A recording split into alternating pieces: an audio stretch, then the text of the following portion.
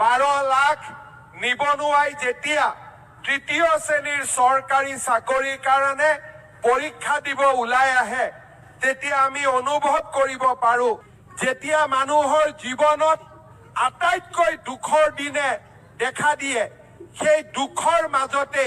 সুখৰ আৰম্ভণি হয় মানুহৰ জীৱনত যেতিয়া মানুহে আটাইতকৈ প্ৰতিকূলতা দেখা পায় সেই প্ৰতিকূলতাৰ লগত যুঁজি মানুহে সৃষ্টি আৰু নতুন দিনৰ আৰম্ভণি কৰে জাগিৰোড পেপাৰ আপোনালোকৰ মাজত থিয় হৈ মই এই আটাইবোৰ ব্যক্তিক মোৰ অন্তৰৰ গভীৰতম কোণৰ পৰা কৃতজ্ঞতা যাচিছো ২৭,০০০ কোটি টকাৰ উদ্যোগ ২৭,০০০ আমাৰ ইয়াতে বিনিয়োগ কিন্তু মই বিশ্বাস কৰো টাটা সেমিকন্ডাক্টৰৰ আমি যদি এটা সফল ইতিহাস ৰচনা কৰিব পাৰো অসমৰ ভাগ্যৰ পৰিৱৰ্তন হ'ব অসম দেশৰ ভিতৰতে এখন উদ্যোগিক প্ৰধান ৰাজ্য হিচাপে পৰিগণিত হ'ব নিবনুৱাৰ কৰ্মসংস্থাপন ৰাজ্যৰ চৰকাৰে নিজৰ কৰ্মক্ষেত্ৰত নিয়োগ কৰি সমাধান কৰিব নোৱাৰে 12 লাখ নিবনুৱাই যেতিয়া তৃতীয় শ্ৰেণীৰ চৰকাৰী চাকৰিৰ কাৰণে পৰীক্ষা দিব ওলাই আহে তেতিয়া আমি অনুভৱ কৰিব পাৰো যে অসমত উদ্যোগীকৰণৰ কিমান প্ৰয়োজনীয়তা আছে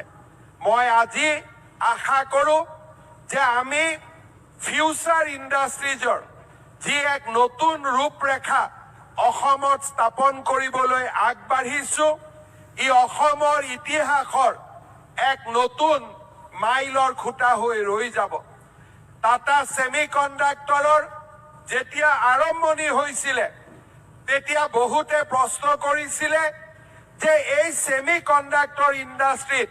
থলুৱা যুৱক যুৱতীয়ে কাম কৰিব পাৰিবনে নাই কাৰণ এনেকুৱা ধৰণৰ ইণ্ডাষ্ট্ৰিৰ লগত অসমৰ পৰিচয় নাই আৰু আমি এনে কামত সফল হ'ব পাৰিম নে নাই টাটা ইলেক্ট্ৰনিক্সৰ এমডি ডক্টৰ ৰণধীৰ ঠাকুৰ ডাঙৰীয়াক এই বিষয়ে মই জনোৱাত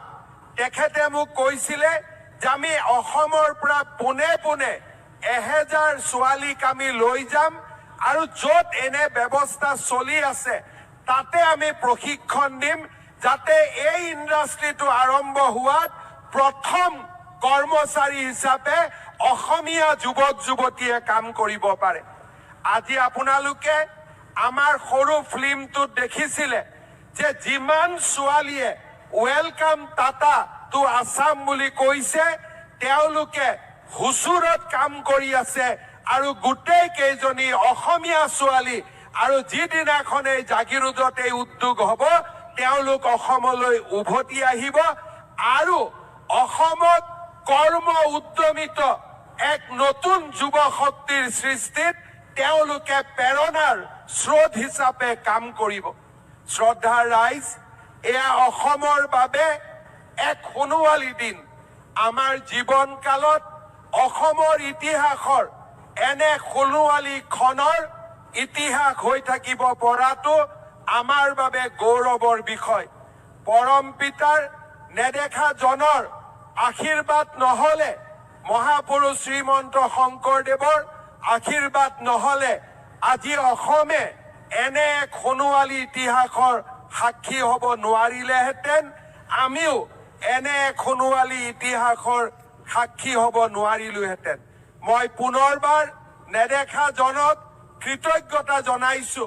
যে অসমৰ মুখ্যমন্ত্ৰী হিচাপে এনে সোণোৱালী দিনৰ সাক্ষী হৈ থকাৰ অপাৰ সুযোগ মোক প্ৰদান কৰাৰ বাবে শ্ৰদ্ধাৰ ৰাইজ এই মাটিত যেতিয়া হিন্দুস্তান পেপাৰ কৰ্পোৰেশ্যনৰ মিল বন্ধ হৈ গৈছিলে জাগিৰোডৰ লগতে সমগ্ৰ অসমবাসীৰ মাজত এক শোকৰ ছাৰ সৃষ্টি হৈছিল মোৰ ৰাজনৈতিক জীৱনৰ এই দীৰ্ঘ কালত মই এটাই শিকিছো যে সৃষ্টি সংকটৰ পৰাই সম্ভৱ হয় যেতিয়া মানুহৰ জীৱনত আটাইতকৈ দুখৰ দিনে দেখা দিয়ে সেই দুখৰ মাজতে সুখৰ আৰম্ভণি হয়। মানুহৰ জীৱনত যেতিয়া মানুহে আটাইতকৈ প্ৰতিকূলতা দেখা পায়, সেই প্ৰতিকূলতাৰ লগত যুঁজি মানুহে সৃষ্টি আৰু নতুন দিনৰ আৰম্ভণি কৰে।